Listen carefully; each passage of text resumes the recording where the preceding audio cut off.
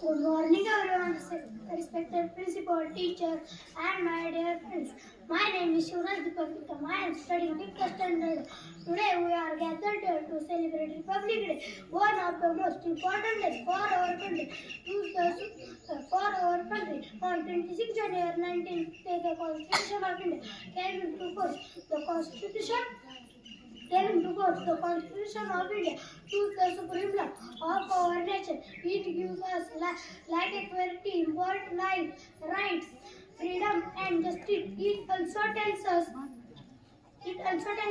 our duties as responsible citizens.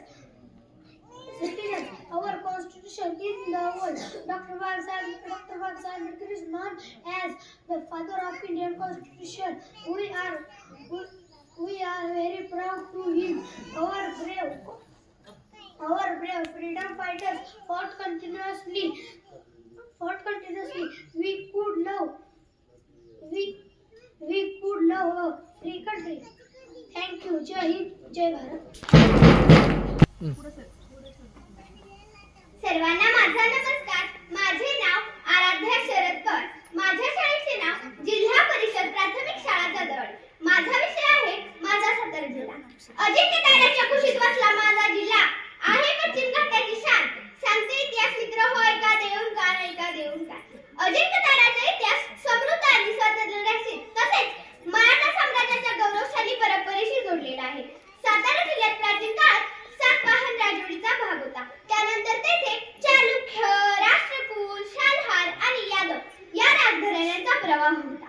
इसवी सन 1673 मध्ये छत्रपती शिवाजी महाराजांनी सातारा येथील अनेक किल्ले जिंकले आणि त्यानंतर सातारा हे छत्रपतीचे महत्त्वाचे केंद्र ठरले. छत्रपतींच्या पदस्पर्शाने पावन झाली ही भूमी. छत्रपतींच्या पदस्पर्शाने पावन झाली ही भूमी. वंदन करते त्या निमित्ताने आम्ही त्यांचे सदैव ऋणी. औरंगजेबाच्या मृत्यूनंतर 1707 मध्ये शाहू महाराजांना मुक्त करण्यात आले. छत्रपती शाहू महाराजांनी सातारा येथे राजधानी स्थापन केली. पेशव्यांना पुण्यात कारभार दिला आणि सातारा राजधानीची गादी स्वतंत्रपणे येथे राहिली. 1818 मध्ये मराठा साम्राज्याचा पराभव झाला.